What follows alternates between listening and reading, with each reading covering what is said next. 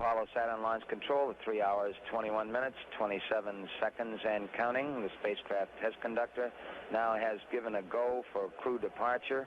We expect that astronauts Frank Borman, Jim Lovell, and Bill Anders will be coming out in a matter of a few minutes. This is launch control. Hello. Test conductor Dick Prophet has advised that the prime crew is now leaving the suit room, and we should expect them downstairs ready to board their transfer van in just a matter of a short time. We are standing by here in the control center for the crew departure at this time. All other aspects of the mission are go. This is launch control. Quarters. First Frank Borman, away from Frank, also Jim Lovell, and the final man aboard the transfer van, astronaut Bill Anders. They're being joined by 2 suit technicians, and we expect the door in the transfer van to be closed shortly. Astronaut Dick Slayton, Director of Flight Crew Operations, also aboard the transfer van. He'll drop off here at the control center. The transfer van now departing from the manned space.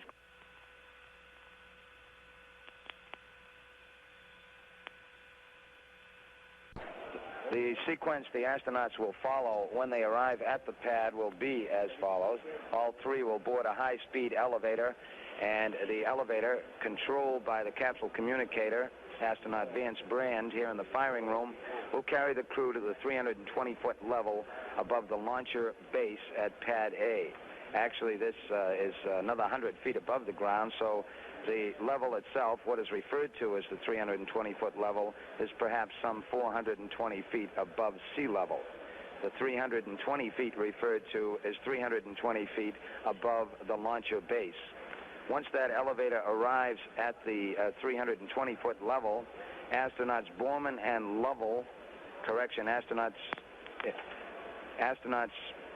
Borman and Anders will depart from the elevator and proceed along a catwalk to the White Room. Astronaut Jim Lovell will stand by in the elevator, sitting in a chair.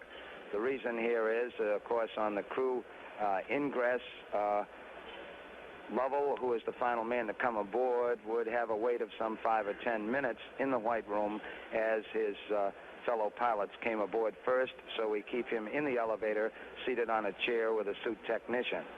The spacecraft commander, Frank Borman, will be the first to go aboard.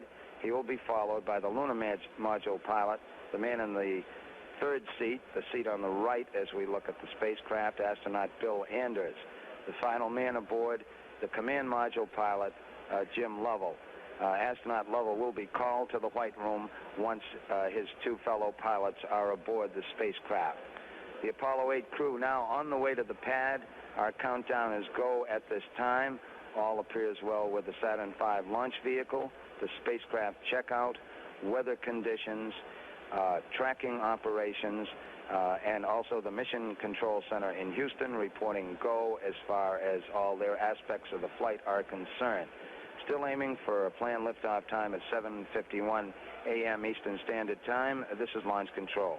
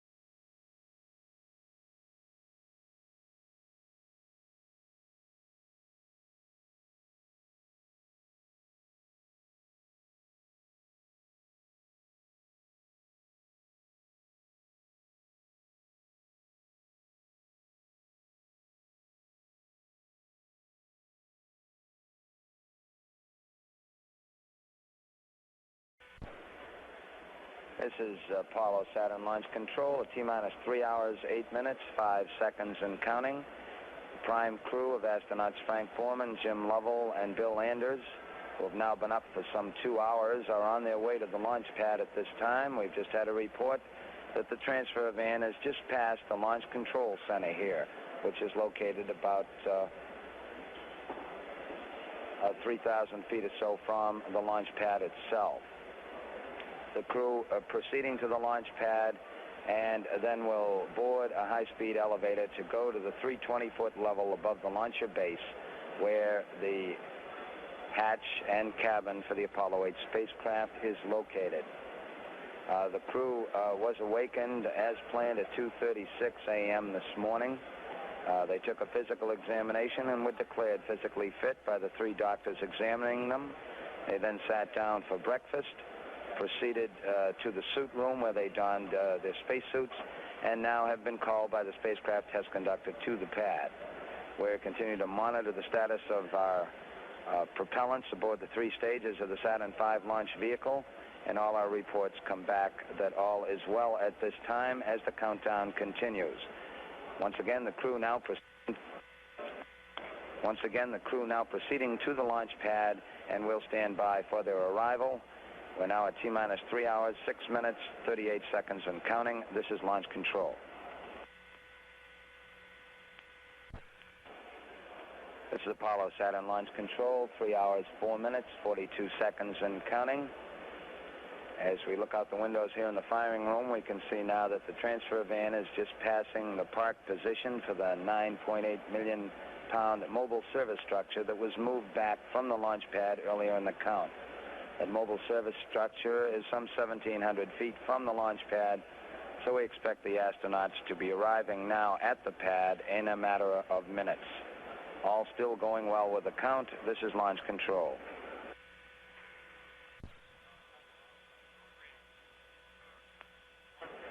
This is Apollo Saturn Launch Control, coming up on 3 hours.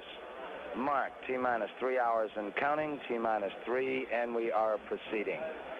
Astronauts Frank Borman, Jim Lovell, and Bill Anders making their, completing the end of their trip to the launch pad. We expect they'll be up on the pad apron shortly. Their transfer van will park on the west side of the launch pad. That is the side closest to the press site, and we now see on our television here that the transfer van is in fact backing up to the elevator that will take the astronauts up. The astronauts first go up one elevator through a vestibule inside the launcher. This is inside the mobile launcher itself, where they then go to a high-speed elevator that takes them to the 320-foot level. The transfer van now backing up on the west side of the pad. We expect the prime crew will be coming out shortly. We logged the time of their departure from the crew quarters at 4:32, and now the astronauts are departing from the van. We log it now at 52 minutes past the hour. All 3 astronauts now getting aboard the first of 2 elevators that will take them to the 320-foot level and their Apollo 8 spacecraft. Now being joined by 2 suit technicians, gate in the elevator closing, and we expect it will be going up shortly. As reported, this first elevator takes the crew to the A level, which is a middle level in the mobile launcher. They walk through a short vestibule where they arrive at the 2 high-speed elevators that are used to carry them to the 320-foot level.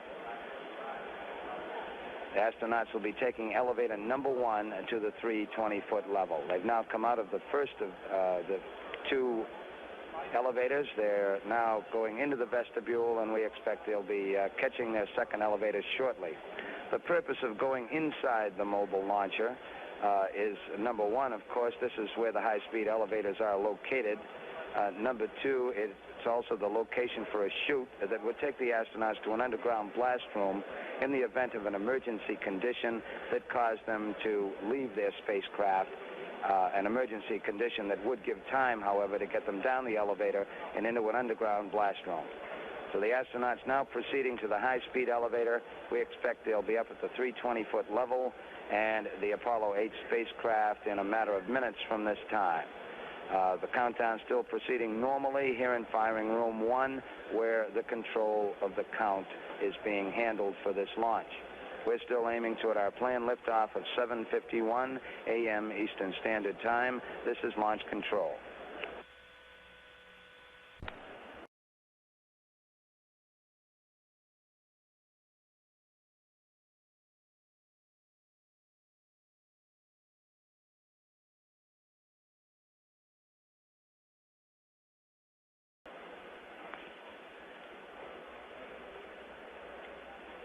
This is Apollo Saturn launch control at 2 hours, 55 minutes, 38 seconds, and counting. Astronauts Frank Borman and Bill Anders now going across swing arm 9, the top swing arm at the launch pad, and, of course, the access arm that attaches to the Apollo spacecraft. They are accompanied by one of the 2 suit technicians. Astronaut Jim Lovell remaining in the elevator with 1 suit technician. Jim sits in a chair in the elevator while his 2 fellow pilots go aboard the spacecraft. Once Borman and Anders are aboard the spacecraft, Lovell is then called to the White Room across the swing arm. The process of boarding the spacecraft commander Frank Borman will be the first to come aboard. Borman and Anders now have arrived in the White Room and will be going aboard the spacecraft shortly. The spacecraft commander goes aboard first in the left-hand seat. Then the lunar module pilot, Bill Anders, will be the second pilot aboard in the number 3 seat.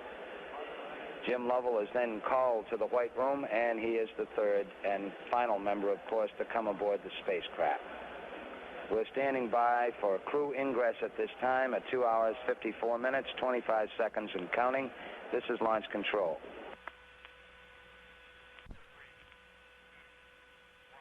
This is Apollo Saturn launch control, 2 hours, 51 minutes, 32 seconds and counting. Frank Borman, the spacecraft commander, now standing by to come aboard the spacecraft. We expect he'll be going in shortly. He's now standing in front of the hatch. Before he turned his back, he did give a wave to the closeout crewmen up in the White Room. We expect he'll be coming into the cabin shortly. Once the crewmen do get aboard, once the astronauts do get aboard, they first, of course, have to set up their harnesses and tie into the spacecraft. They then tie in to the suit loop. This is, they bring the oxygen into their spacesuit, actually pressurize the suit. We sample the oxygen in the suit to assure that it is acceptable. These are some of the early steps once the astronauts get aboard. Also, early checks once the astronauts are tied into the circuit and now become a part of the actual countdown are some communication checks and verifications that we are getting good biomedical readouts, good biomedical parameters from the astronauts on board. So we are standing by at this time for crew ingress at 2 hours, 50 minutes, 20 seconds and counting. This is launch control.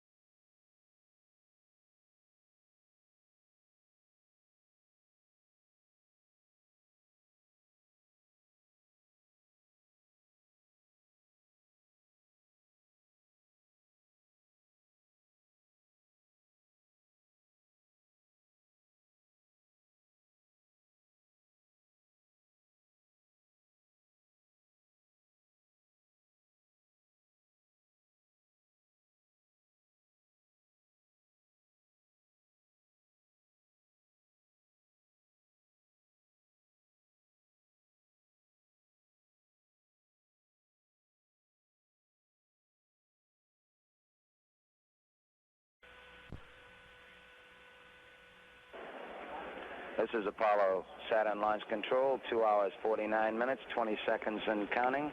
The spacecraft commander, astronaut Frank Borman, is now aboard the Apollo 8 spacecraft. We had it logged over the sill at 4:58 a.m. Eastern Standard Time. Frank is now checking in with spacecraft test conductor Dick Prophet on some communication checks. Astronaut Bill Anders, the lunar module pilot, the man in the number 3 seat, now standing by to come aboard. And Bill Anders is now boarding the spacecraft. The time we have is 2 minutes past the hour, 5:02 a.m. Eastern Standard Time. Bill Anders now coming aboard. Jim Lovell standing by in the elevator at the 320-foot level. We expect he will be called to the White Room shortly. Lovell, the command module pilot, sits in the middle seat and is the last of the 3 pilots to come aboard. Bill Anders is now aboard, and we're standing by for the arrival of the command module pilot, Jim Lovell. Countdown still proceeding satisfactorily here in the control room. Weather is go. All other elements of the mission also go at this time for a planned launch at 7:51 a.m. Eastern Standard Time. This is Launch Control.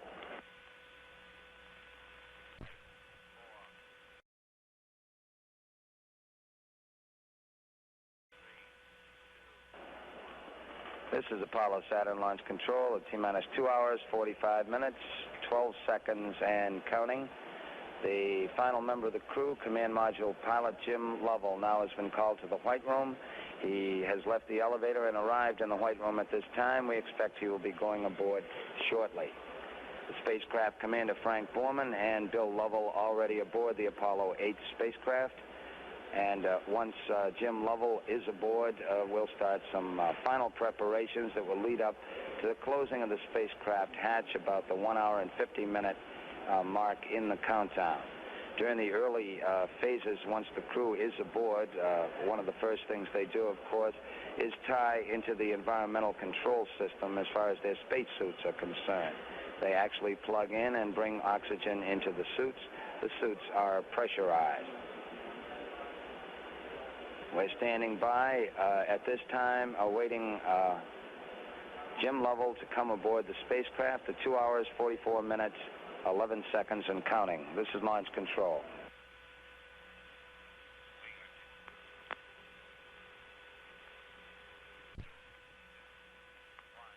This is Apollo Saturn Launch Control, coming up on 2 hours, 43 minutes and counting. Astronaut Jim Lovell, the 3rd member of the crew, now is aboard the spacecraft. We had him logged across the sill at 5:07 a.m. Eastern Standard Time.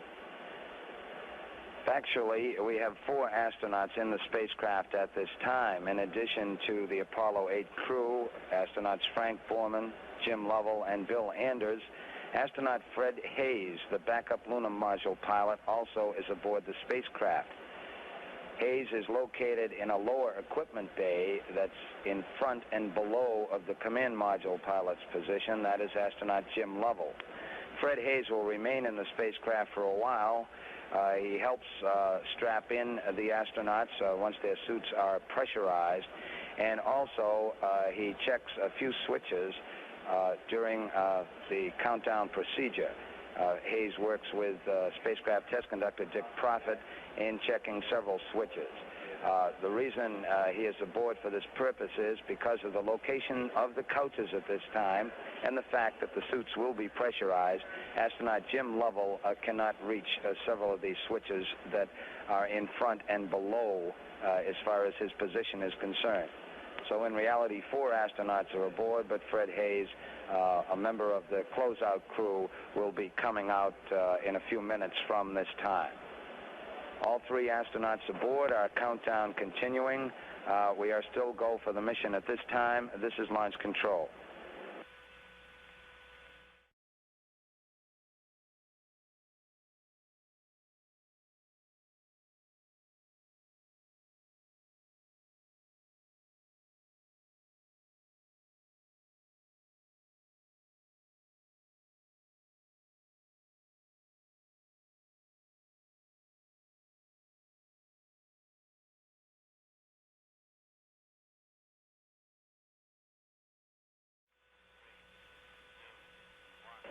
is Apollo Saturn Launch Control at T-minus 2 hours, 34 minutes, 57 seconds and counting. All three Apollo 8 astronauts aboard their spacecraft, Frank Borman, Jim Lovell, and Bill Anders, now talking back and forth with the spacecraft test conductor, Dick Prophet, who's located in the control center back in the Manned Spacecraft Operations Building here at the Kennedy Space Center. This is the control room for spacecraft operations. It ties in with the crew here in the firing room at the Launch Control Center and, of course, with the astronauts at the pad. We have a fourth astronaut aboard at this time, backup lunar module pilot Fred Hayes. It appears he's now coming out of the spacecraft, as a matter of fact. Fred's job inside was to be in a lower equipment bay in front and below of astronaut Lovell, who sits in the middle seat. Because of the location of the couches at this time, Fred did check a few switches working with the spacecraft test conductor. It appears that he is now out of the spacecraft, and our checkouts continue. All three astronauts going through checkouts in the environmental control system in preparation for bringing oxygen aboard their suits. The oxygen within the suit loop, they breathe pure oxygen within the spacesuits themselves. And of course, once we close the hatch and pressurize the cabin, the atmosphere in the cabin is a 65-35 combination. That is 60% oxygen and 35% nitrogen. To cover the astronaut activities thus far, their operations have been going as well as the countdown overall has gone since we picked up at T-minus 9 hours at 10:51 p.m. last evening.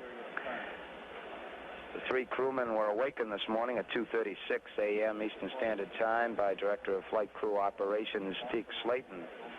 They went down the hall to the medical facility from the crew quarters at the Manned Spacecraft Operations Building and had a brief launch day medical examination. They were declared physically fit by the three physicians who examined them, Doctors Alan Harter, H-A-R-T-E-R, Dr. Jerry Joyner, who spells his last name J-O-I-N-E-R, and Dr. Jack Teagan, and that's spelled T-E-E-G-E-N. The three doctors declared them physically fit. The astronauts then sat down for breakfast. The menu was filet mignon, scrambled eggs, toast, coffee, and tea.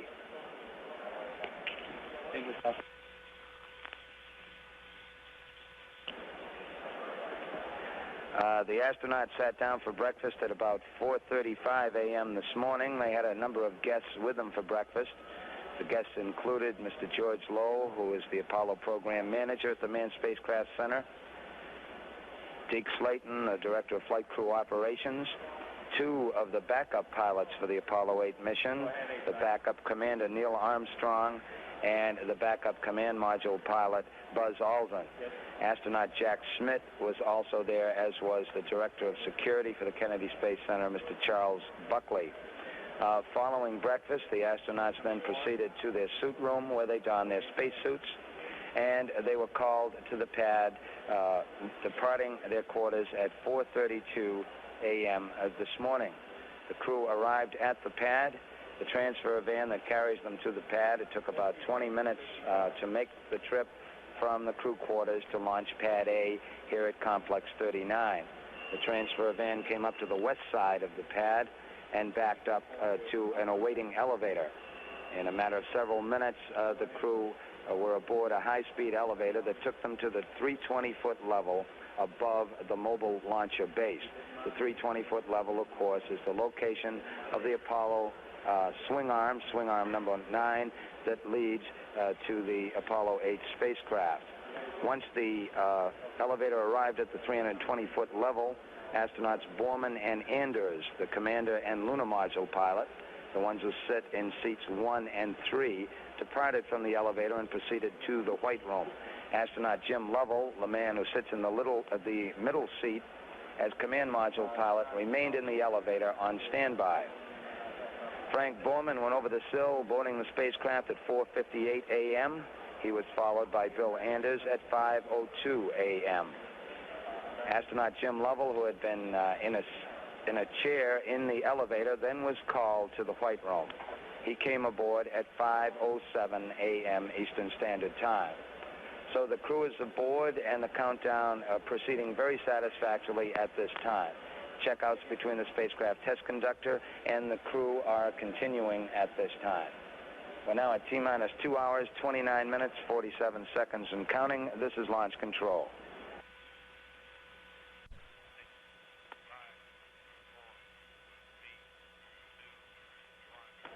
This is Apollo Saturn launch control at 2 hours, 20 minutes and counting. Countdown still going very satisfactory at this time. Just a matter of several minutes to go during the process of the checkout between the spacecraft test conductor and the crew in the Apollo 8 spacecraft. The test conductor asked Commander Frank Borman how everything looked up there, and Frank reported back, "It looks very good, very good." The three crewmen are still going through their preparations for the verification of their pressure suits at this time as the countdown continues. We have a late report on weather, and the forecast stands as announced earlier. The weather appears to be very satisfactory for a launch attempt this morning. Weather in the Kennedy Space Center area here at Launch Complex 39 calls for partly cloudy conditions. Winds from the northwest at 7 knots. We expect a temperature at launch time of about 60 degrees. The weatherman reports that the odds are against any fog in the area. There might be some patches of fog, but it's not expected to be a problem as far as the launch operations are concerned. We expect to have scattered clouds at 2,000 feet with a heavier cloud layer in the area of 10 to 12,000 feet. The visibility in the Complex 39 area will be 10 miles.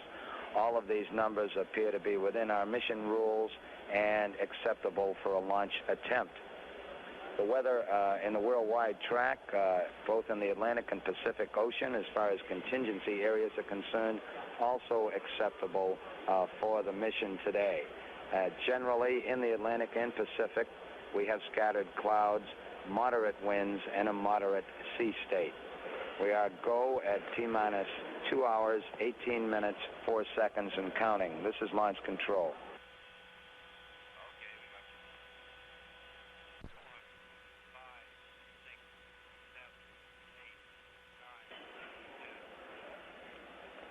This is Apollo Saturn launch control at T-minus 2 hours, 15 minutes, 45 seconds and counting. The spacecraft test conductor now has directed the closeout crew to close the hatch. The hatch actually was closed at 34 minutes past the hour. The crew still working on the latching mechanism at this time to lock it in. They're working on instructions from the spacecraft test conductor as he follows the various sequences in the countdown. The door actually was closed at 34 minutes past the hour, but we are still working on the procedures to assure that the hatch is completely secure. Once again, hatch closure at 5:34 a.m. Eastern Standard Time.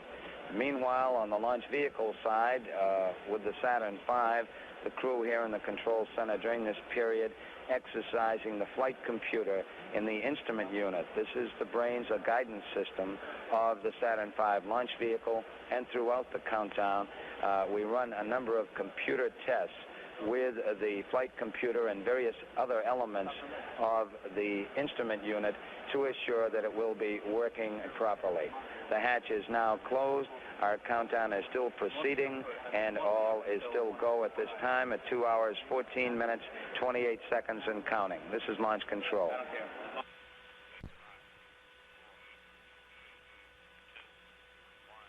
This is Apollo Saturn launch control at 2 hours, 9 minutes, 57 seconds and counting. Countdown proceeding satisfactorily at this time. Spacecraft test conductor Dick Prophet directing some command checks between Houston Flight, the Mission Control Center in Houston, and the Apollo 8 spacecraft. Command module pilot Jim Lovell responding as the commands are sent to the spacecraft. Coming up shortly will be some checks of the abort advisory system between the crew here on the ground and the Apollo 8 astronauts. This particular test is led by the launch operations manager, Paul Donnelly, who has a responsibility late in the count and during the early portion of liftoff to recommend aborts to Spacecraft Commander Borman if required. We're now in the process of checking out the abort advisory system, simulating conditions and simulating conditions that would create an abort, and testing out the various communication systems that result in the abort light coming on as a recommendation to Spacecraft Commander Borman in the cabin. The test now proceeding.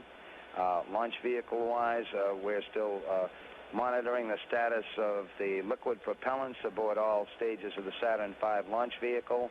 They appear to be stable. The topping off is continuing. That is replenishing the supply of liquid oxygen and liquid hydrogen as it boils off, because it must be maintained at such extremely low temperatures. The astronauts in the spacecraft now responding as their cue lights come on and the abort advisory system checks. We're now at T-minus 2 hours, 8 minutes, 11 seconds, and counting. This is launch control.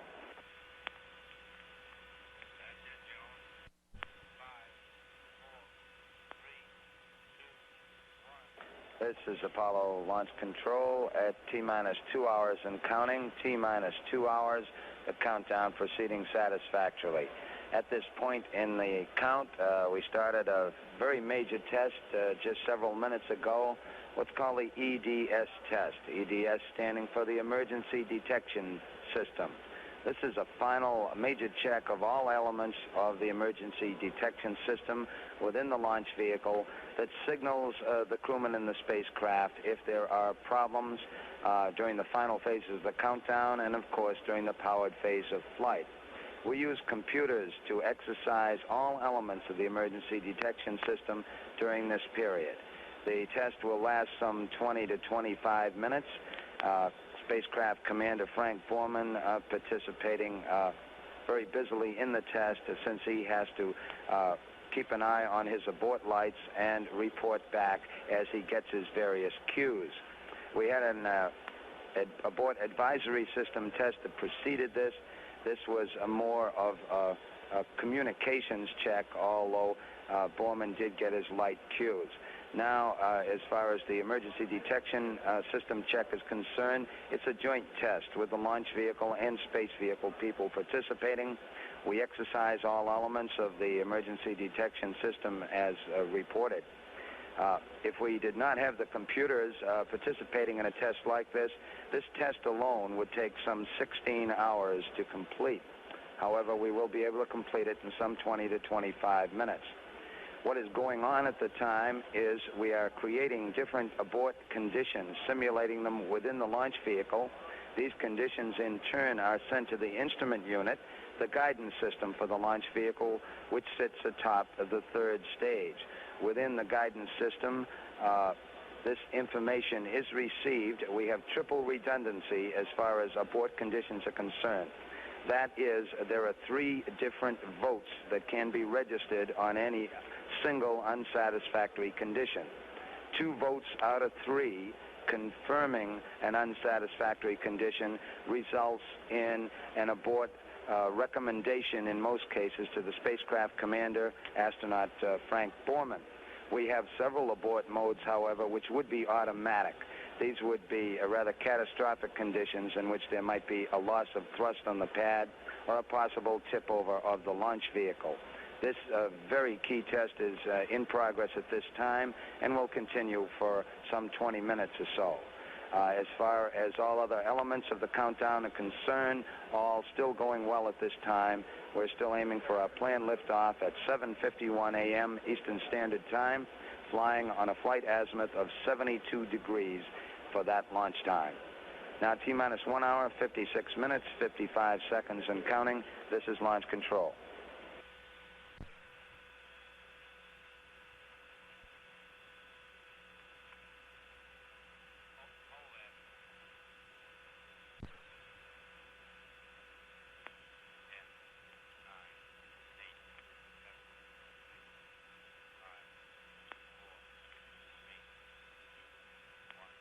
This is Apollo Saturn launch control at T-minus 1 hour, 45 minutes and counting. We're on time. The Emergency detection system test still in progress between the crew here on the ground, both launch vehicle and spacecraft representatives, with the Apollo 8 crew in the cabin. Also at this time, the spacecraft test conductor reports that we have pressurized the cabin with an atmosphere of 65% oxygen and 35% nitrogen. The closeout crew at the 320-foot level now going through some cabin leak checks to assure that we are okay as far as our pressurization is concerned. The hatch has been closed, but the boost protective cover that goes atop it still has not been secured at this time as the leak checks continue. Our countdown progressing very satisfactorily at T-minus 1 hour, 44 minutes, 1 second, and counting. This is launch control.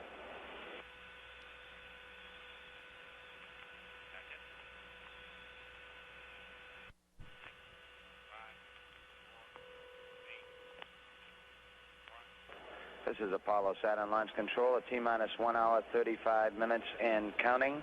The test still going very satisfactorily at this time. All elements are go, and in fact, we're a little bit ahead on certain functions in our preparations at this time.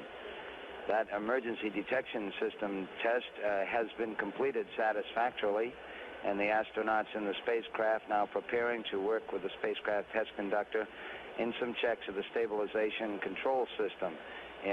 During this phase of the test, the astronauts actually exercise those hand controllers in the spacecraft to assure that we get proper responses to the commands that are given by moving the hand controllers. Astronauts Jim McDivitt and David Scott, who are the commander and command module pilot for the Apollo 9 mission, have arrived here in the control center and will view the countdown from an observation booth. We're at T-minus 1 hour, 34 minutes and counting. This is launch control.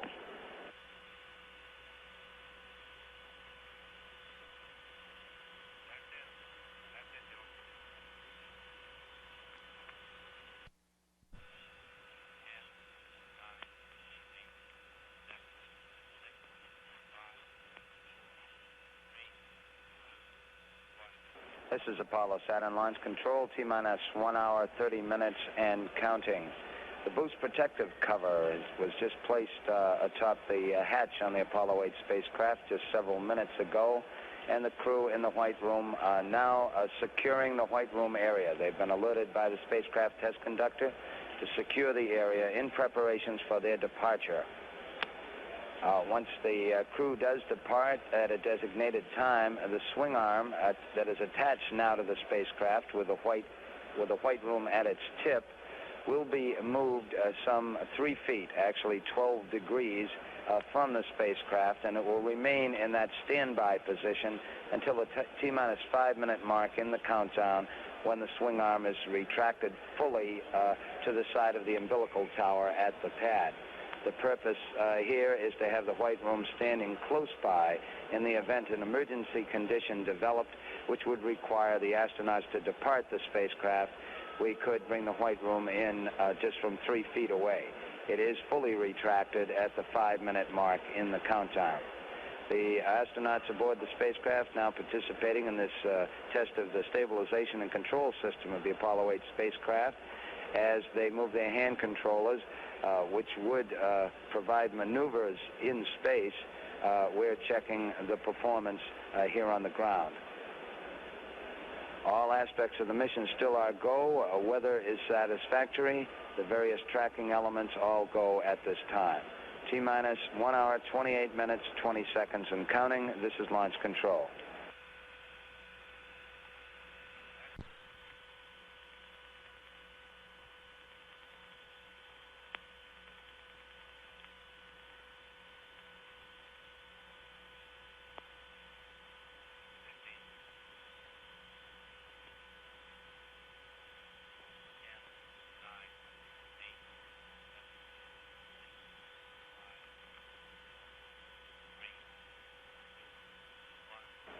is Apollo Saturn Launch Control at T-minus 1 hour, 21 minutes, 7 seconds and counting. Our countdown continuing and still aiming toward the planned liftoff time of 7:51 a.m. Eastern Standard Time. In fact, it's been going very well, and some functions are actually ahead of the countdown procedures at this time. The prime crew for the Apollo 8 mission, astronauts Frank Borman, Jim Lovell, and Bill Anders, are aboard the spacecraft. The hatch has been closed, and the boost protective cover has been in place. The closeout crew at the 320-foot level at the pad above the launcher base now securing the white room that's attached to the spacecraft. The white room later will be removed in the countdown. Our countdown still going satisfactorily. At this point, spacecraft test conductor Dick Prophet participating with the astronauts in some checks of the stabilization and control system of the spacecraft itself. During this test, the astronauts actually maneuver the hand controllers aboard the spacecraft. The hand controllers used to maneuver the spacecraft in flight. This is launch control.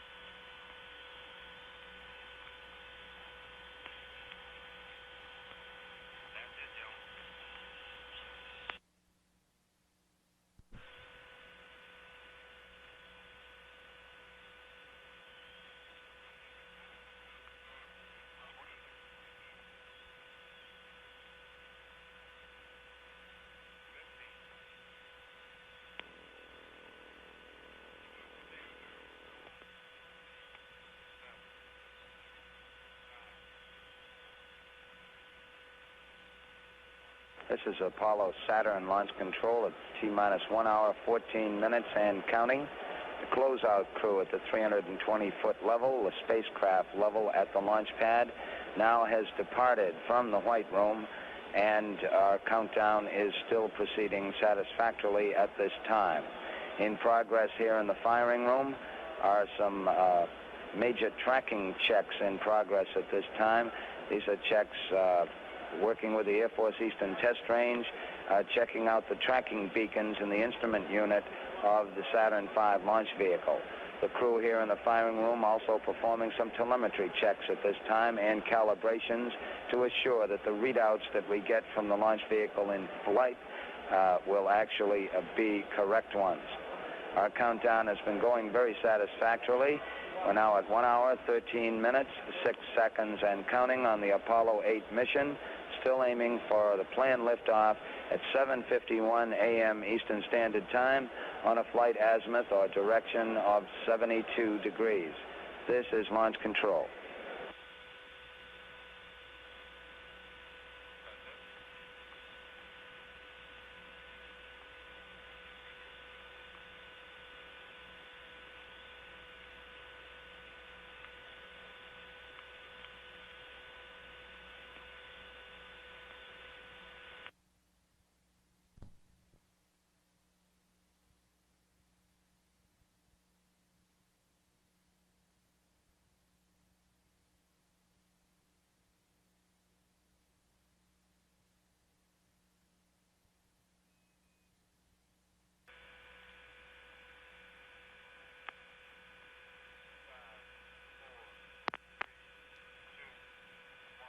This is Apollo Saturn Launch Control. Our countdown for the Apollo 8 mission still proceeding satisfactorily at this time at T-minus 1 hour, 4 minutes, 52 seconds and counting.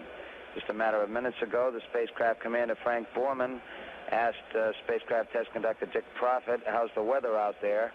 And Prophet reported back that the weather looks real clear at this time. Our countdown still proceeding satisfactorily.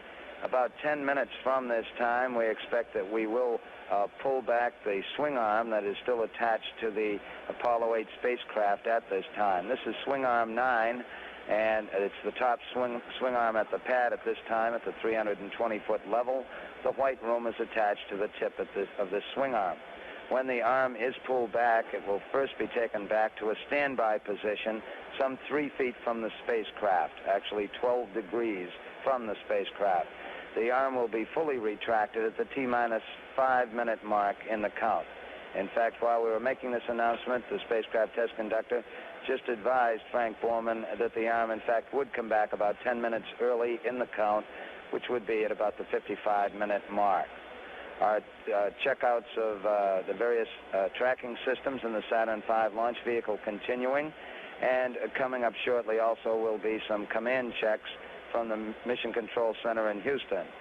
This is the system by which Mission Control Center Houston can send real-time commands to the launch vehicle during the powered phase of flight. We check out the system to assure that these signals can get through. We're now at T-minus 1 hour, 3 minutes, 16 seconds and counting, still aiming toward our planned liftoff time at 7:51 a.m. Eastern Standard Time. This is Launch Control.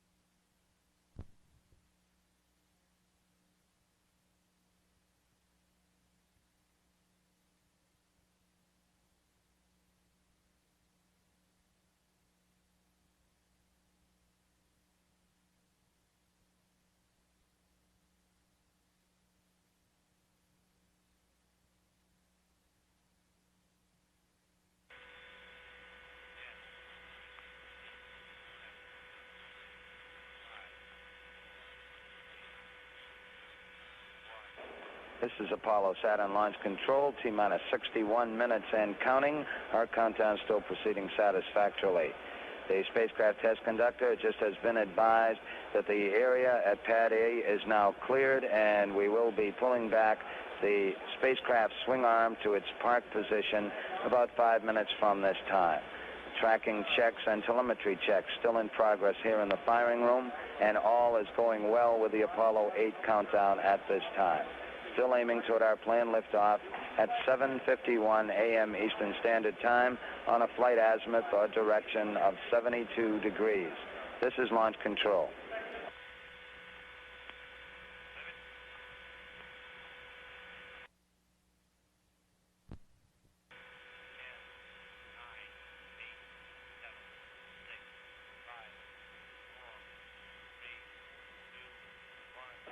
This is Apollo Saturn Launch Control at T-minus 56 minutes, 23 seconds and counting. The spacecraft swing arm, arm number 9, now has been retracted from the Apollo 8 spacecraft. It's being placed in its standby or park position and will be located some 3 to 5 feet away from the spacecraft hatch. Once this is accomplished, within a matter of minutes, we will arm the 155-pound thrust launch escape tower atop the command module. The swing arm now has been pulled back to its standby position. It will be fully retracted at T-minus 5 minutes in the count. The purpose, of course, is to have the white room nearby in the event an emergency condition did occur that could require the astronauts to depart from the spacecraft.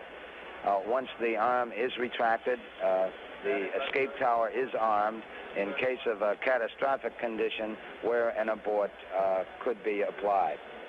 Our countdown still proceeding satisfactorily at T-minus 55 minutes, 18 seconds and counting. This is Launch Control.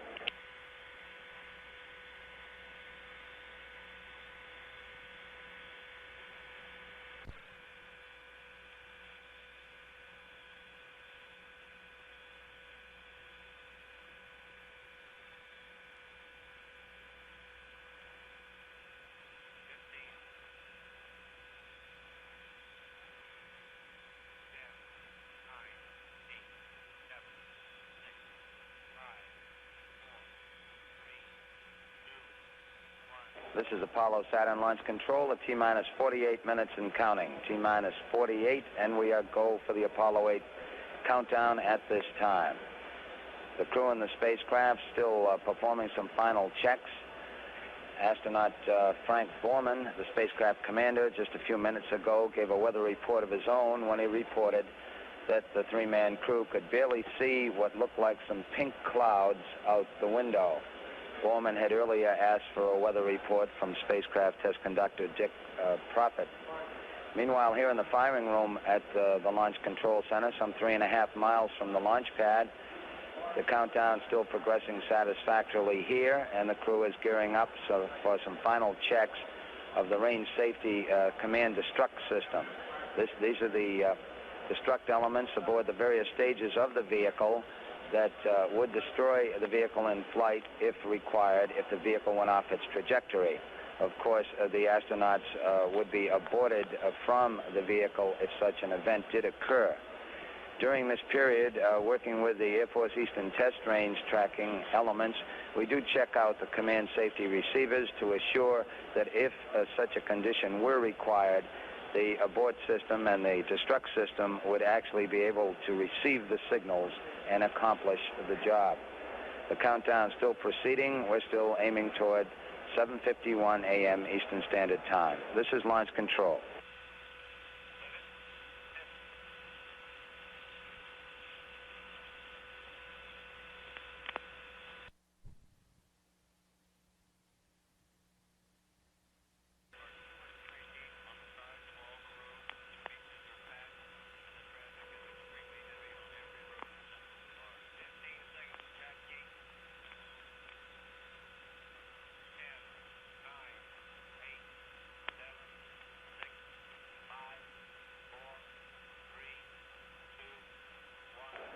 This is Apollo Saturn Launch Control at T-minus 39 minutes and counting. T-minus 39, and we are go for our countdown for the Apollo 8 mission to the moon at this time.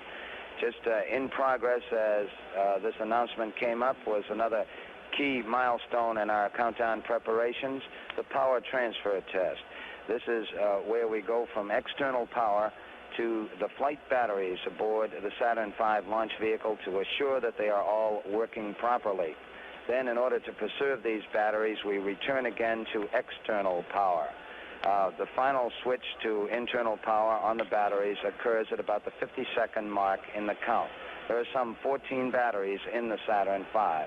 The Apollo 8 crew of astronauts Frank Borman, Jim Lovell, and Bill Anders standing by in the spacecraft as this test is in progress. T-minus 38 minutes, 6 seconds and counting. This is Launch Control.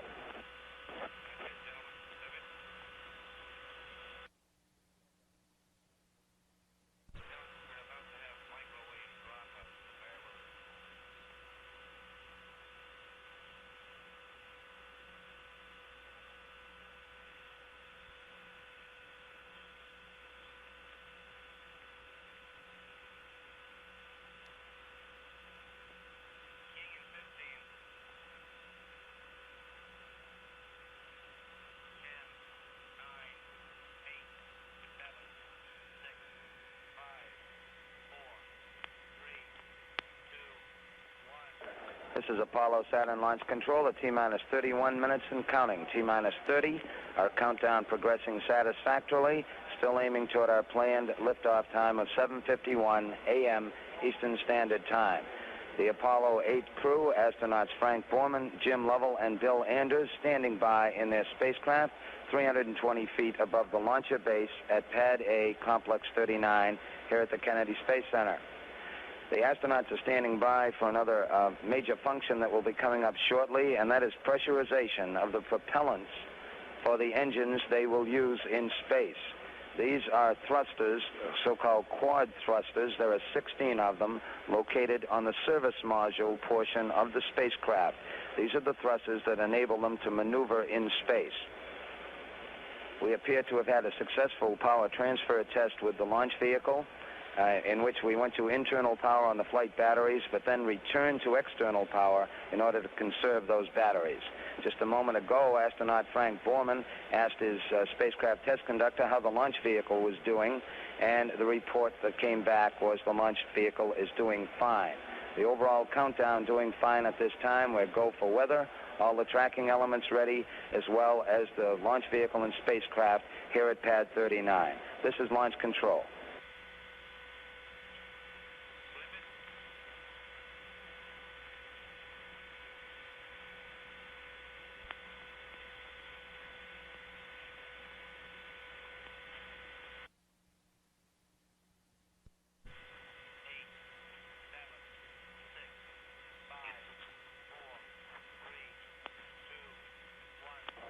is Apollo Saturn Launch Control at T-minus 26 minutes and counting. We are proceeding at this time. In progress at this time, we are pressurizing the propellants for the spacecraft engine systems that would be used in a space environment. Astronaut Jim Lovell, the man who sits in the middle of the seat and who is the command module pilot, is reporting back to spacecraft test conductor Dick Prophet on the status of the propellants. We pressurized these propellants with helium. The countdown has been going very well since it was picked up at 10:51 p.m. Eastern Standard Time last night. Shortly before we resumed the count, the 9.8 million pound mobile service structure was moved to its park position some 7,000 feet from the pad. About an hour later, we began the propellant loading of the Saturn V launch vehicle. In some 4.5 hours, we loaded close to 1 million gallons total of liquid oxygen and liquid hydrogen aboard the 3 stages of the Saturn V. We now have a vehicle standing 363 feet, that is, and weighing 6.2 million pounds on the launch pad here at the Kennedy Space Center. We're continuing to top off the liquid oxygen and liquid hydrogen supplies because they must be maintained under extremely cold temperatures. They will continue to boil off, and we continue to replenish the supply down to the final minutes of the count. Astronauts Frank Borman, Jim Lovell, and Bill Anders were awakened in their crew quarters this morning at 2:36 a.m. Eastern Standard Time. They went down the hall from the crew quarters here at the Kennedy Space Center and took a physical examination, a brief launch day examination, and were declared physically fit by the 3 examining physicians, Drs. Alan Harder, Dr. Jerry Joyner, and Dr. Jack Teagan. The astronauts then sat down to breakfast. They had a menu of filet mignon, scrambled eggs, toast, coffee, and tea.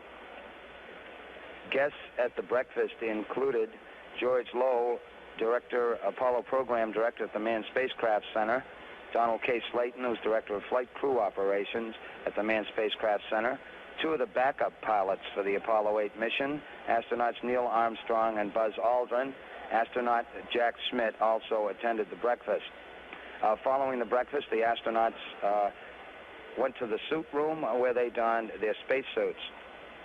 The crew departed from the crew quarters at 4:32 a.m. this morning and began to board the spacecraft starting at 4:58 a.m. at the 320-foot level. First over the sill was the commander, astronaut Frank Borman. He was followed by the lunar module pilot, astronaut Bill Anders at 5:02 a.m. And finally, the man who sits in the middle seat, Jim Lovell, came aboard at 5:07 a.m.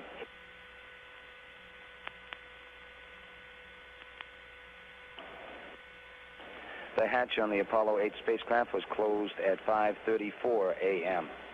Since that time, our countdown has been progressing very satisfactorily. We are still go for a launch attempt at 7:51 a.m. Eastern Standard Time. This is Launch Control.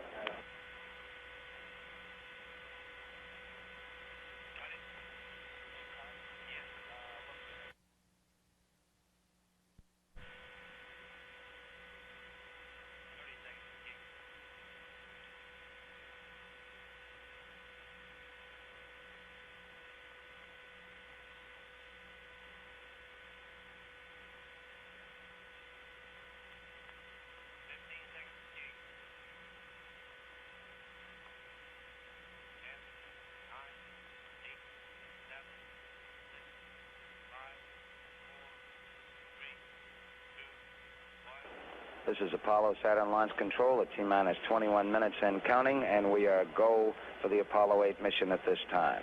We appear to have a beautiful morning here for a flight to the moon. Our weather conditions are very satisfactory for a launch attempt. The surface winds in the area are from the northwest at about 7 knots, a temperature of about 60 degrees. We appear to have some scattered clouds, some 10 to 12,000 feet high. All aspects of the mission are go at this time. Weather is also satisfactory on the round-the-world tracks where the contingency areas would be located. Weather satisfactory in both the Atlantic and Pacific Oceans. We're still aiming toward a planned liftoff time of 7:51 a.m. Eastern Standard Time. Coming up shortly will be a transfer to full internal power aboard the Apollo 8 spacecraft. This is going full on the fuel cells and removing an external power source that had been sharing the load earlier. This is launch control.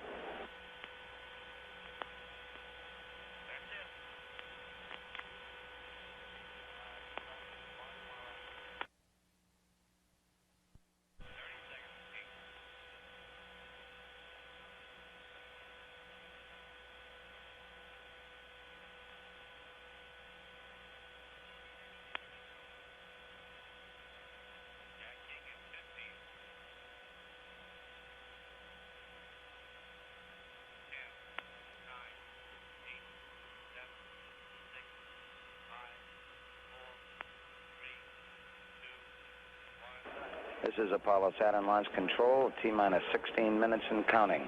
The Apollo 8 space vehicle is go for our planned liftoff at this time. We have just completed our transfer to full internal power with the fuel cells aboard the Apollo 8 spacecraft. This was confirmed by spacecraft commander Frank Borman. Final checks on the flight azimuth going on at this time, and we're also synchronizing the clocks in the spacecraft with the Mission Control Center in Houston.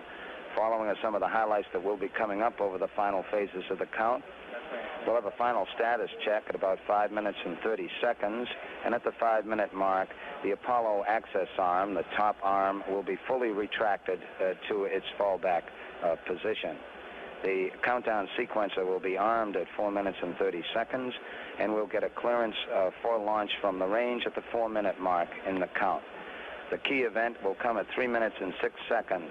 It's identified in the procedures as the firing command, and it's the start of an automatic sequence. It starts at 3 minutes and 6 seconds and leads up to the ignition of the 5 engines in the first stage of the Saturn V. Those engines, the sequence for the engine ignition will start at 8.9 seconds. As we build up the thrust, we should get a commit. That is that we have satisfactory thrust coming out of all 5 engines and have built up a thrust level close to the 7.5 million pounds of thrust required for this rocket. We should get a liftoff at 0. We are now T-minus 14 minutes, 22 seconds and counting. All aspects of the mission go at this time. This is launch control.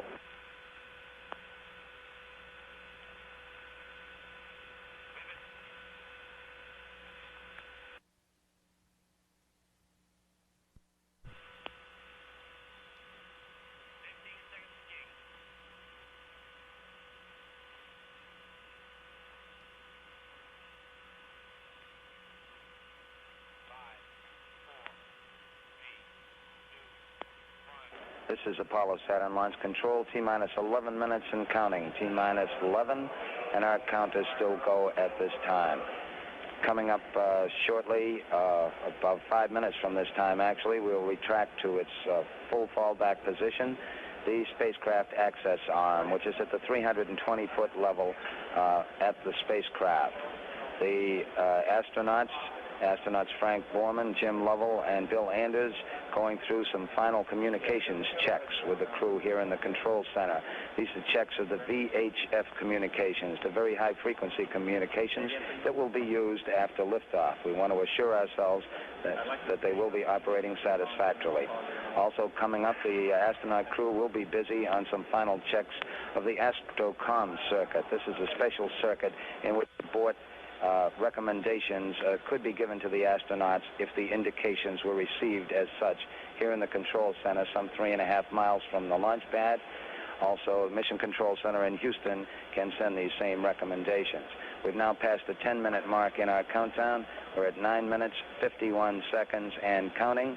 All aspects of the mission go at this time.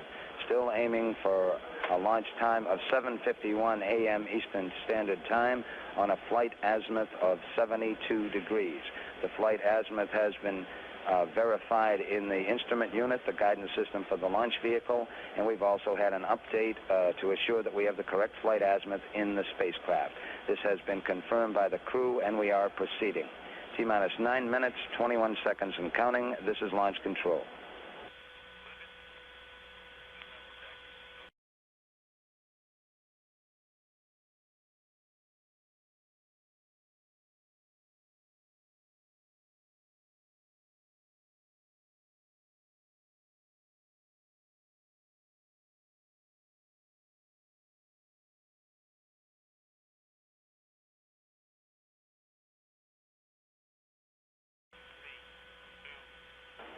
This is Apollo Saturn Launch Control, T-minus 7 minutes, 30 seconds and counting. Still aiming toward our planned liftoff time. Spacecraft test conductor Dick Prophet has just completed a status check of all elements concerned with the spacecraft operations. All reported go, and there were 3 particularly strong and loud goes from the 3 astronauts in the spacecraft 320 feet above the base of the launcher at Complex 39. Jim Lovell reported just a few minutes ago that he could see a blue sky and it looked like the sun's out. The spacecraft test conductor reported back that it's a very fine day. We're at T-minus 6 hours, 6 minutes, 50 seconds and counting, and we are proceeding at this time. This is launch control.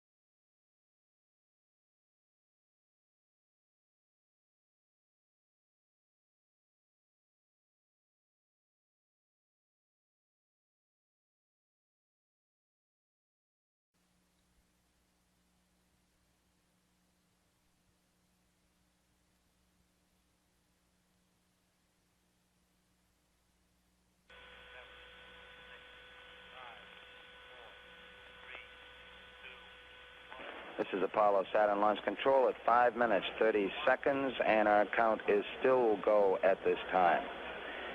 We've just completed further status checks here in the firing room at the control center. Here in the control center, we've had our status checks, and the range has given a go, as has the launch director, Rocco Petrone. We are still counting, and we are go coming up on the 5-minute mark in the count. Mark, T-minus 5 minutes and counting. T-minus 5. At this point, the Apollo access arm should be coming back, and it is now moving back at the 320-foot level to its fully retracted position high atop the tower at Pad A. Our countdown still proceeding at this time at the 4-minute mark in the countdown. The overall count will be turned over to the launch vehicle test conductor. Ray Roberts, the launch vehicle test conductor, will conduct the final 4 minutes as all different aspects move over to the launch vehicle test conductor's channel. The automatic sequence, as reported, will come in at the 3-minute and 6-second mark in the countdown. We're standing by at 4 minutes, 16 seconds and counting. This is launch control.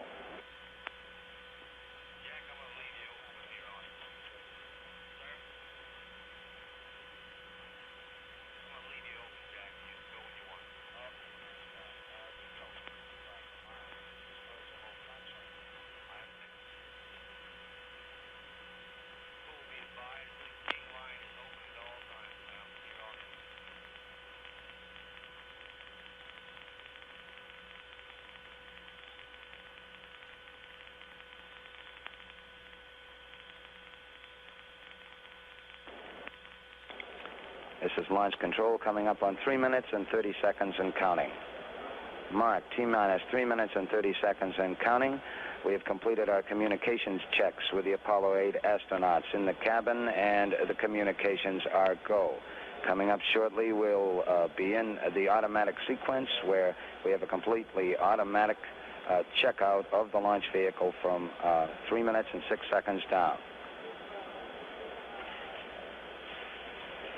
We have firing command. The firing command is in. We are now on the automatic sequence, T-minus 3 minutes and counting.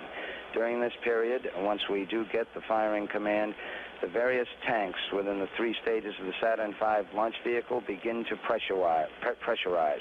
They all must be under pressure before we're ready to launch. We have a sequence status board here in the control room that will give us readouts on the overall status of the space vehicle as we reach the terminal phases in the countdown. Now, 2 minutes, 32 seconds, and counting. Our status board indicates that all aspects are ready. Instrument unit is ready. Spacecraft ready. Final check of the emergency detection system. That ready light also on. First stage preparations are completed. 2 minutes, 15 seconds and counting. The tanks continuing to pressurize in the vehicle. Not as many reports coming now as we all stand by on the Launch Vehicle Test Conductor's channel. Coming up on the 2-minute mark on the Apollo 8 mission. 2 minutes and counting. T-minus 2 minutes and counting. We are still proceeding. We now have recorded that the first stage liquid oxygen tank has been pressurized and the pressure is still building up. 1 minute, 45 seconds and counting. We have a vehicle weighing 6.2 million pounds on the pad. Interestingly enough, some 1,200 pounds of that weight is just frost on the side of the vehicle created by the extremely low temperatures of the propellants. Coming up on 90 seconds, mark, T-minus 90 seconds and counting. The Apollo 8 crew standing by, Spacecraft Commander Frank Borman, Jim Lovell, Bill Anders. We now have a report that the liquid hydrogen tank on the third stage is pressurized. 1 minute, 15 seconds. All third stage propellants pressurized at this time as we come up on the 60-second mark on a flight to the moon. T-minus 60 seconds and counting. T-minus 60 seconds and counting. The vehicle now is completely pressurized. We're coming up on a power transfer shortly. T-minus 50 seconds and counting. We have the power transfer. We're now on the flight batteries within the launch vehicle. 45 seconds. Final reports coming from Frank Borman at this time. Final look at the switch list aboard the spacecraft. 35 seconds and counting. We'll lead up to an ignition sequence start at 8.9 seconds. This will lead up as we build up the thrust to a liftoff. If all goes well, it's 0. We've just passed the 25-second mark in the count. 20 seconds, all aspects. We are still go at this time. T-minus 15, 14, 13, 12, 11, 10, 9. We have ignition sequence start. The engines are armed. 4, 3, 2, 1, 0. We have commit. We have liftoff. Liftoff at 7:51 a.m. Eastern Standard Time. We have cleared the tower. Tower clear, 13 seconds.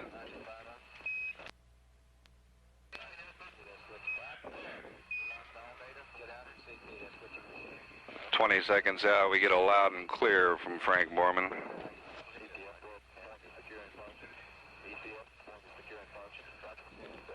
"32 seconds.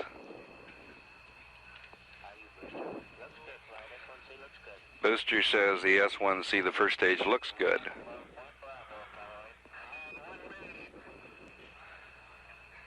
The crew confirms their progress at 50 seconds into the flight.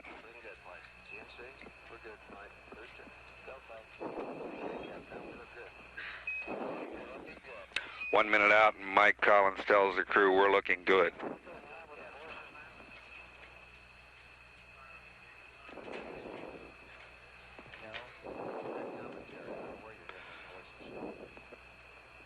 "1 minute, 15 seconds, and we're a little more than half mile into the sky and about nearly 4 miles downrange.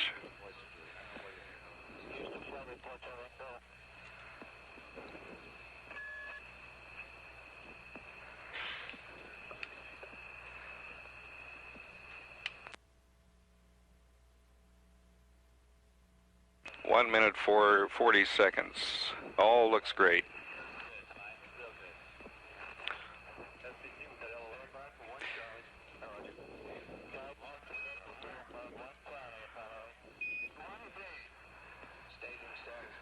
Mile and 6/10 into the mission, and Frank Borman has confirmed each event as it's been passed to him by Mike Collins at this point. The crew has been given a go for staging. Inboard out on time, Frank Borman says. The inboard engines. 2 minutes, 25 seconds.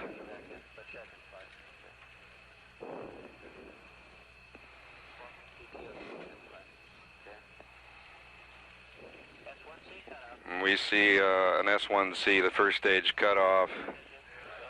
S2 has ignited, we can confirm.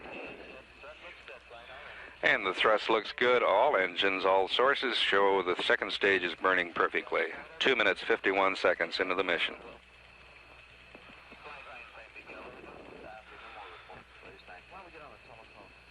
And at 3 minutes into the flight, the range safety console has been released at the Cape. 3 minutes into the flight, we're 50 miles high and about 10 miles downrange.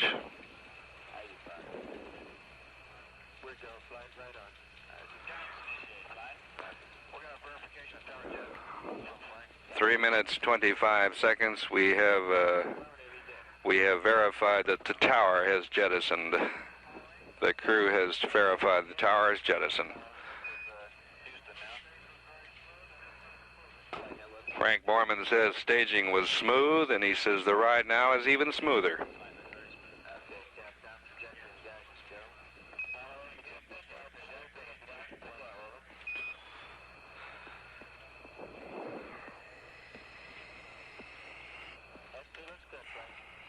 Coming up on 4 minutes into the flight, and the communication thus far has been excellent. It's been a little sparse, but it's been quite sharp and clear.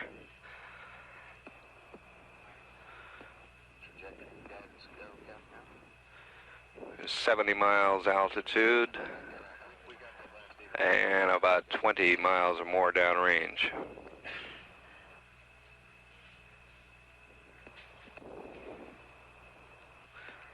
Correction, let's make that 200 miles downrange.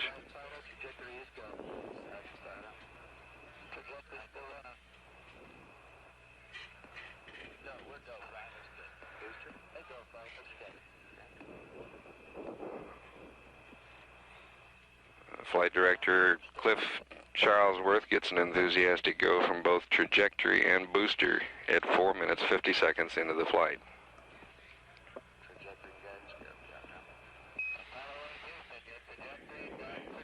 Mark 5 minutes. And the crew's advisor, trajectory and guidance are looking good, and Frank Borman came back with a very chatty, "Thank you, Michael." He's talking to Michael Collins, who would be in the center seat today except for an operation several months ago. 5 minutes, 20 seconds into the flight.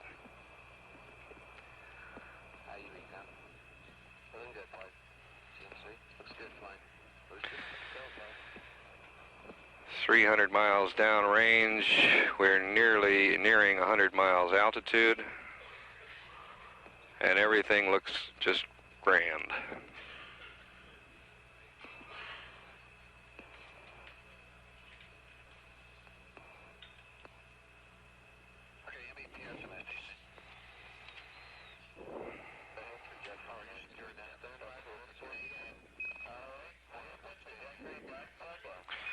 And Collins gives the crew another go on trajectory and guidance, which at this point are the most critical elements. It's 6 minutes, 10 seconds into the flight. Our downrange distance now 400 miles. Our velocity in feet per second, nearly 15,000 feet per second. We've achieved nearly 60% of the velocity required to make orbit. 57% right now. And we're 96.5 miles above the Earth.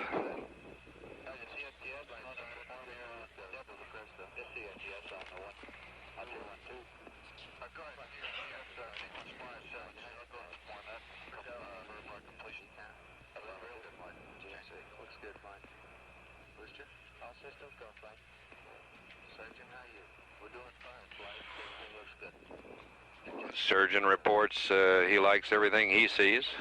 7 minutes into the flight, and we're nearing the second stage, nearing the point where we will drop off the second stage and light the third stage. That event is to come at about 8 minutes and 40 odd seconds into the flight.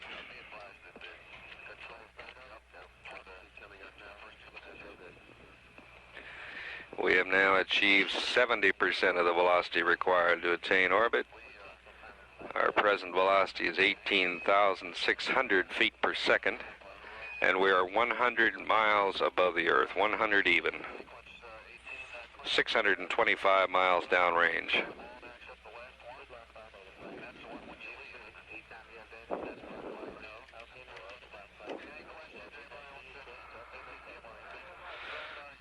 Coming up on 8 minutes, mark 8 minutes.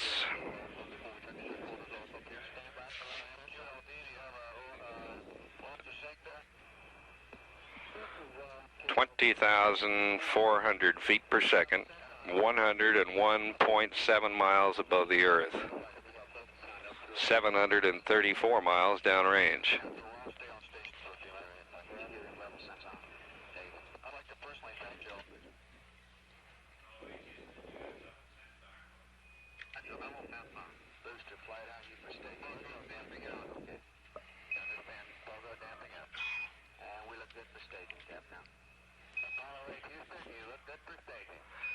And the crew is advised they look good on the ground for staging. And Borman says, same here. We got S2 cutoff. We got S4B ignition. The Borman confirmed S4B ignition. The thrust looks good to us at 9 minutes into the flight.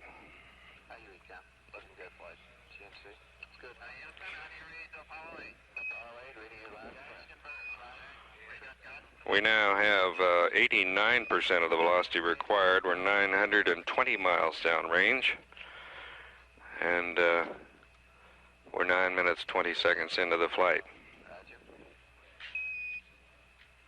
How you doing, Fido? We're good, flying. Altitude is nominal at this time. Flight dynamics officer says our altitude is nominal, which is the typically conservative word for very nearly a perfect mission, as nearly as we can observe at this point. 9 minutes, 50 seconds, and we've just gone to what we call mode 4. If any trouble should develop now, we would go ahead and burn into orbit with our service propulsion engine. The crew is now being advised we plan to cut off the third stage engine at 11 minutes, 28 seconds into the flight. We're now at 10 minutes, 10 seconds. We're at 103.7 nautical miles above the Earth. Our velocity is at an even 24,000 feet per second, which is just very, very close to orbital velocity. That's 95% of it. And we're 1,200 miles downrange. It would put us out a little bit east of Bermuda.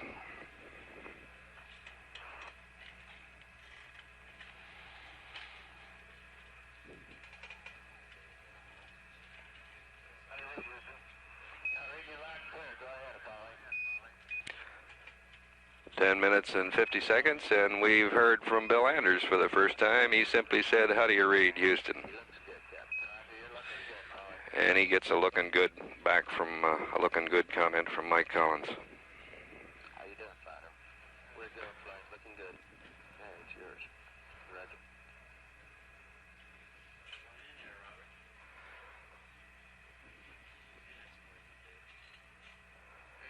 Coming up. 11 minutes, 20 seconds. And we're hearing a little something from Jim Lovell reporting a reading on one of his many gauges. We have SECO, says Frank Borman. SECO, and I would call it 11 minutes, 30 seconds. That will be an estimate. 11 minutes, 30 seconds. Our launch digital data shows our velocity now 25,577 feet per second. The data now has been reduced, and we show an altitude of 102.5.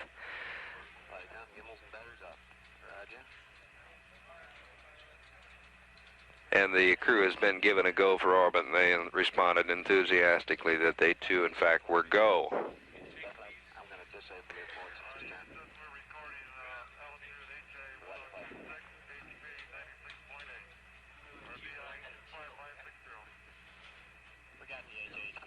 What you read, I didn't copy. Roger, Apollo 8, understand. After the 102.6, there's the 90.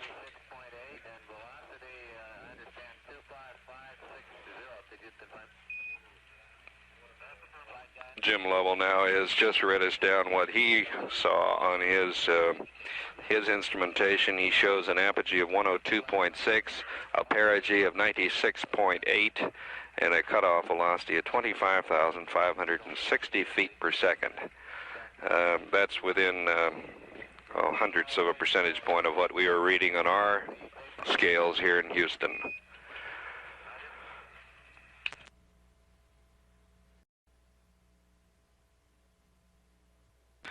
And now the crew has been advised we have settled on an orbit of 103 apogee by 99 miles perigee. We were shooting for something very close to 100 nautical miles circular.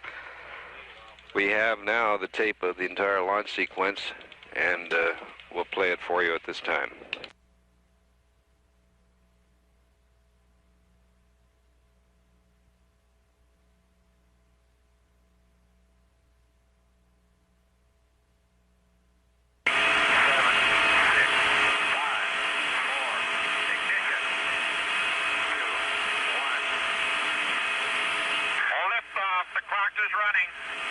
Roger, clock.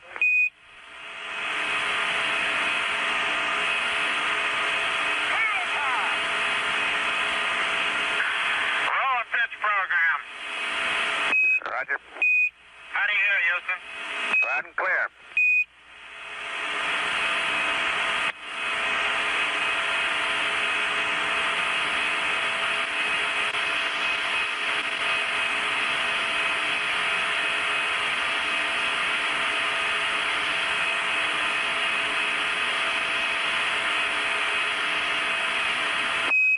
Mode 1 Bravo, Apollo 8. Mode 1B.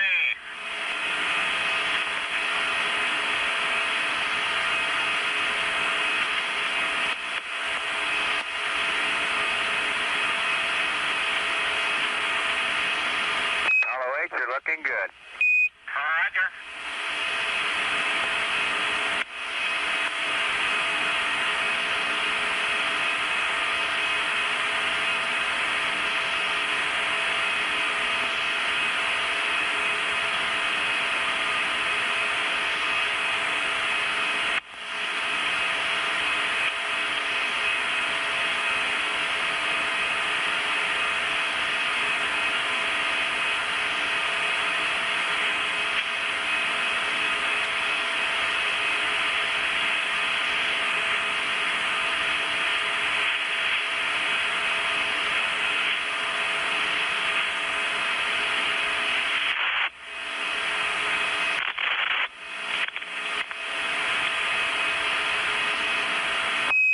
Mode 1 Charlie, Apollo 8.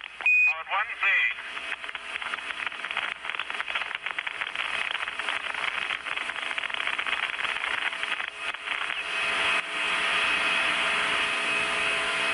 Apollo 8 Houston, you are go for staging, over.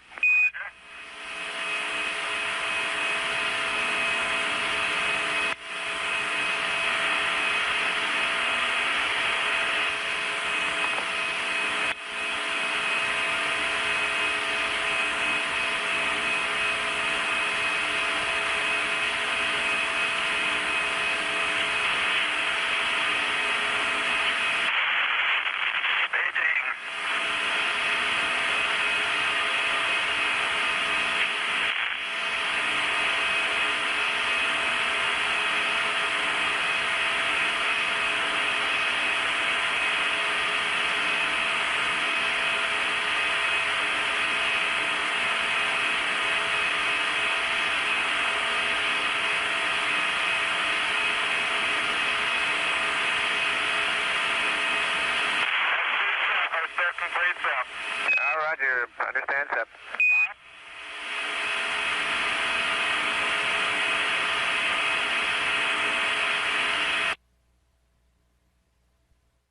This is Apollo Control Houston here, 21 minutes 40 seconds into the flight, and we're out over the Canaries.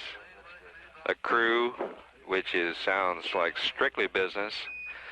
Its main spokesman during this pass, in the last minute or two, has been Jim Lovell. And we now begin that very anxious business of making sure that all the systems are settled down and calibrating them. And from all appearances, they certainly are. The first one of major concern, of course, is the platform alignment. Right now, we think we see something on the order of a 0.2 hundredths or 2/10 of a degree out of alignment, which is nothing at all. That's alignment. The communication has been nothing short of outstanding. I don't recall a time when the communication from a simulator was as sharp and as clear as it is today from this spacecraft. Here's how the conversation is going as we proceed across the Canary Islands. Apollo 8 Houston, through the Canaries. How do you read? You're loud and clear, Houston, over the Canaries. Good. You're loud and clear, too. How's it going? Fine. We seem to be going right along very well. We noticed about a 10-pound delta P between the oxygen fuel and the SPS, though. Apollo 8 Houston, that is normal. That's just about what we expected. Over. Roger. Standing by for the main rig. Okay, main rig, B valve closed. Apollo 8 Houston, say again. Negative, but we didn't say anything. Go ahead, Houston. I think you were transmitting. Jim was transmitting a different guy. Roger, sorry. Apollo 8 Houston. Go ahead, Houston, Apollo 8. Roger, you have 1 minute to LOS Canaries. Everything is looking good on board both the spacecraft and the S-4B. We'll see you over Tananarive at 37 minutes, over. Roger, thank you, Houston, Apollo 8.